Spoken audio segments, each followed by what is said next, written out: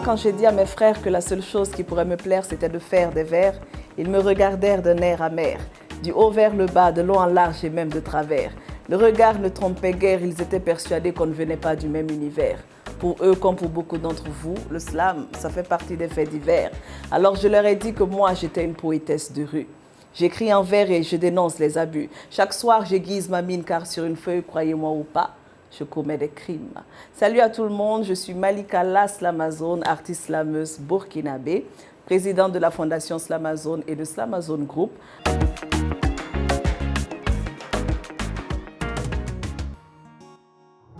Alors Malika Ouattara d'abord, c'est voilà, une fille comme les autres qui a une formation en communication, j'ai un master en communication, qui a travaillé en banque pendant 2 ans comme chargée de communication et qui par la suite s'est lancée dans la musique et a décidé d'en faire son métier. Donc aujourd'hui, Malika La Slamazone, c'est cet artiste burkinabé qui évolue dans le slam et qui aujourd'hui a un album à son actif depuis 2016.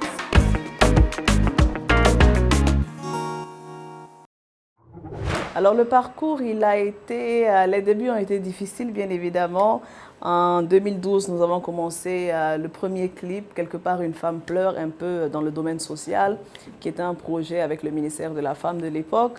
En 2015, nous avons décidé de tâter le terrain pour voir comment le slam évolue et nous avons lancé le titre L'homme qu'il me faut. L'homme qu'il me faut qui a fait un tollé et qui nous a rassurés de lancer l'album en 2016. Cet album Slamazone qui est sorti il y a 8 ans est auteur aujourd'hui de plus de 25 trophées, que ce soit au Burkina Faso, en Afrique ou dans le monde. Et donc ça fait un parcours artistique quand même satisfaisant. Est-ce que Malika a trouvé l'homme qu'il lui faut? L'homme qu'il me faut, je cherche toujours, hein, parce que la femme ou l'homme cherche toujours un idéal. Et j'aime à le dire, la personne qu'il me faut à moi n'est pas forcément la personne qu'il vous faut à vous. Alors que chacun cherche l'homme qu'il faut en s'adaptant à ses besoins, simplement.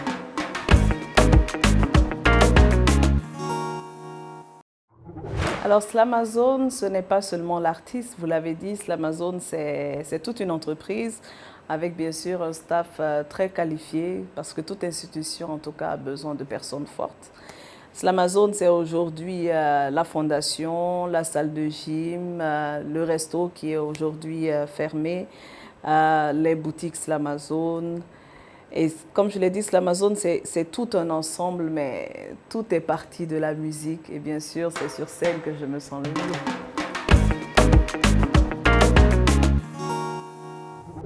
Alors, à un moment, lorsque on commence la musique, on commence à se faire connaître, au-delà de la reconnaissance et du sourire qu'on apporte aux uns et aux autres, on se pose la question, comment est-ce que je peux être utile à ma nation, à mon pays ? Et c'est dans ce sens que Slamazone a décidé d'utiliser l'art au service du développement, d'où justement la création de la Fondation Slamazone en mars 2019, où la première grande action était comme ça la réhabilitation d'un centre de consultation pédiatrique à l'hôpital Sorosano de Bobo-Dioulasso. Une première grande action en tout cas qui a conduit à beaucoup d'autres actions. Et nous nous sommes inscrits dans ces ONG ou ces fondations, toutes ces organisations qui œuvrent pour l'inclusion sociale. Et j'aime à le dire dans mes concerts, dans mes discours, quels que soient nos intérêts personnels, c'est important qu'on puisse penser au Burkina Faso d'abord. Et par cette fondation, c'est ce que nous faisons. Nous nous attaquons à toutes ces personnes-là qui sont en marge de la société. Je parle des personnes atteintes d'albinisme, des personnes atteintes d'un handicap visuel, des personnes atteintes d'un handicap physique. Je parle comme ça des enfants atteints de bec de lièvre. Je parle comme ça de toutes ces personnes-là, en tout cas, que la société met de côté et qui ne sont pas entre griffes des personnes normales. Alors, je le disais tantôt, la fondation créée en mars 2019, qui a pour but principal d'utiliser l'art au service du développement. Et nous avons la plus belle des choses. Nous avons la chance d'être artistes et donc une facilité de passer des messages à un grand public. La fondation, ce n'est pas seulement le matériel, ce n'est pas seulement un accompagnement financier ou technique, mais ici, le plus gros combat, c'est le changement de mentalité. Le changement, le regard doit changer. Je prends comme ça l'exemple des personnes atteintes d'albinisme. Tu as beau leur donner tout l'or du monde, la peau ne changera pas. et le regard des personnes envers eux ne changera pas.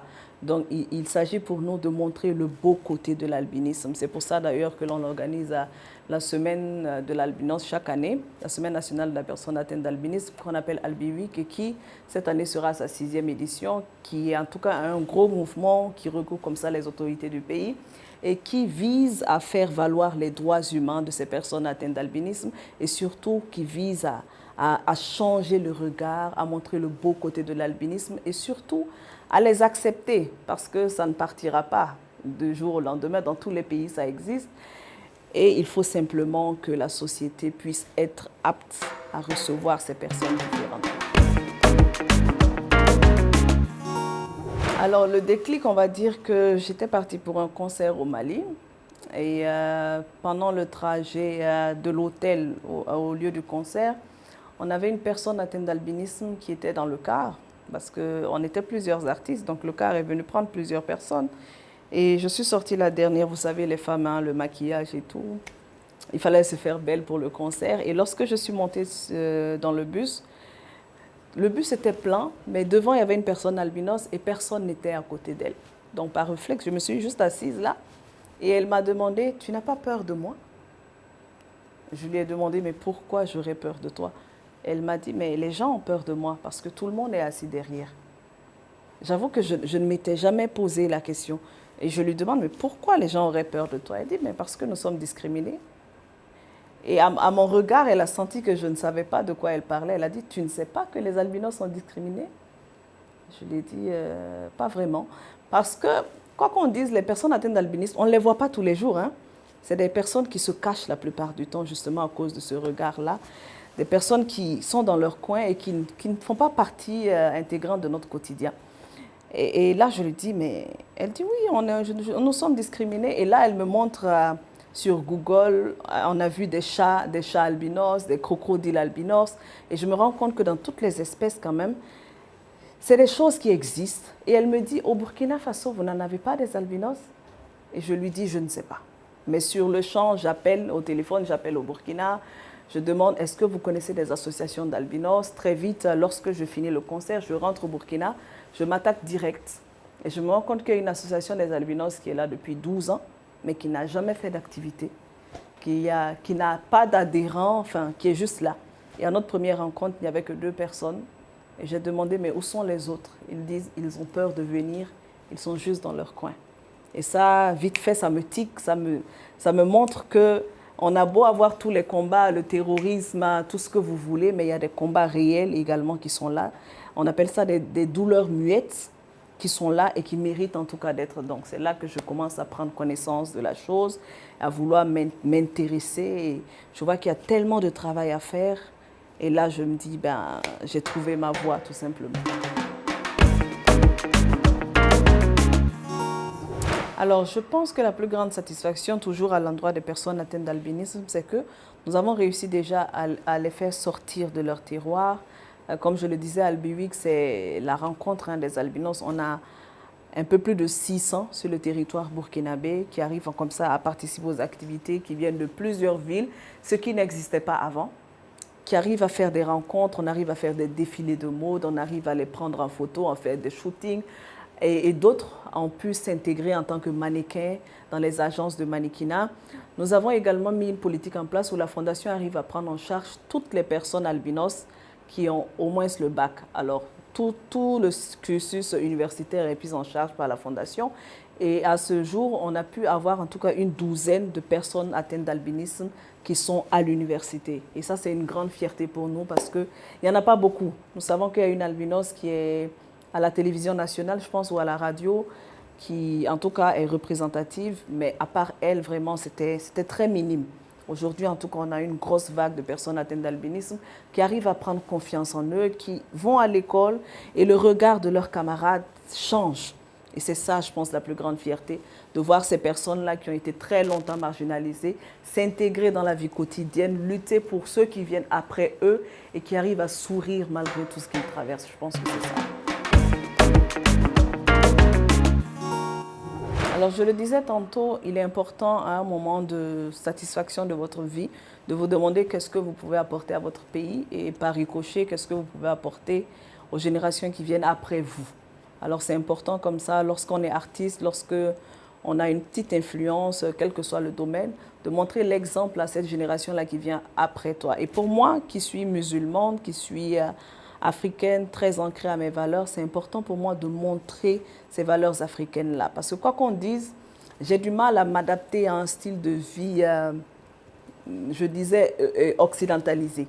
Pour moi, montrer nos valeurs africaines, montrer nos valeurs burkinabées, c'est ça qui fera la beauté de la chose, parce que l'arc-en-ciel, il est beaucoup plus beau qu'une couleur unique. Donc pour moi, en tout cas, pour ceux qui me suivent depuis longtemps, savent que le foulard n'a jamais quitté ma tête, parce que pour moi, non seulement c'est la religion, mais aussi pour moi, le foulard, c'est la femme. Quand vous voyez nos mamans dans les champs, elles ont toujours un foulard dans la tête, même si elles ne sont pas musulmanes, pour montrer que la femme africaine a des valeurs. Pour moi, le foulard, c'est toutes ces valeurs-là que représente la femme africaine, toutes ces valeurs-là que l'on ne doit pas perdre, cette identité culturelle-là. Et c'est ça, montrer aux autres qu'aujourd'hui, lorsque tu veux faire de la musique, parce qu'on assimile très facilement la musique à tout ce que vous voulez, sexe, alcool, drogue, dépigmentation, dépravation. Et c'est pour ça d'ailleurs que les gens avaient du mal à laisser leurs filles ou leurs femmes faire de la musique. Aujourd'hui, c'est important de montrer qu'on peut faire la musique sans embrasser forcément ces vices-là. Et que faire de la musique, on peut s'imposer facilement, pas par le corps, mais par son art, par son talent. Et c'est ça le plus important. C'est ça que je veux montrer aux générations qui viennent après nous, tout simplement. Et donc toutes ces personnes qui nous suivent, je ne dirais pas que je suis l'exemple parfait, mais prenez ce qui est bon dedans et construisez votre personnalité, tout simplement, tout en gardant les valeurs. Alors je pense que je suis quand même assez satisfaite de l'engagement actuel des jeunes, parce que le développement des réseaux sociaux n'a pas seulement cet effet négatif-là, mais ça a également cet effet de prise de conscience de ce qui se passe dans la communauté, de ce qui se passe au Burkina Faso, en Afrique et ailleurs. Ça permet à toute cette génération-là déjà d'embrasser. Vous verrez que l'évolution au niveau de l'entrepreneuriat est grandissant. Vous verrez que la participation sociale, la participation citoyenne des jeunes grandit. Vous verrez que les jeunes de différents pays d'Afrique communiquent et savent désormais la direction qu'ils veulent prendre. Donc non seulement il y a une évolution sur le plan politique, mais aussi et surtout sur le plan social. Et ça oblige un peu aussi les différentes entreprises à rentrer dans ce qu'on appelle la RSE, la responsabilité sociétale. Et donc oui, aujourd'hui, tout le monde se rend compte à travers les réseaux sociaux, à travers les échanges, les panels, tout ce que vous voulez, que pour qu'on puisse aller de l'avant, c'est important qu'on puisse se donner la main et que l'individualisme ne sert pas. Donc oui, aujourd'hui, les jeunes, il y a un engagement social qui est très accru et qui, en tout cas aujourd'hui, on va le dire, apporte satisfaction. Alors, j'ai envie de dire, n'emboîtez pas le pas parce que vous voulez demain être, je ne sais pas, comme Malika ou comme X. Emboîtez le pas parce que vous avez une conviction personnelle, parce que tout part du cœur. Lorsque la conviction personnelle est là, vous faites tout avec amour. Et d'aucuns disaient que lorsque vous faites quelque chose par passion, vous avez l'impression de ne pas travailler toute votre vie. Et c'est ça qui est important, faites-le par passion, par amour. Parce que dans le social, les choses que vous rencontrez, je vous assure, elles sont incroyables. Elles ne sont pas toutes, les situations ne sont pas toutes faciles à accepter, toutes faciles à encaisser. Mais lorsque vous faites quelque chose par passion, cela vous permet de contrecarrer, j'ai envie de dire, de traverser vents et marées et en tout cas d'amener ces personnes-là à aller pour un Burkina meilleur. Et je le répète encore, quels que soient vos intérêts personnels, pensez au Burkina Faso d'abord.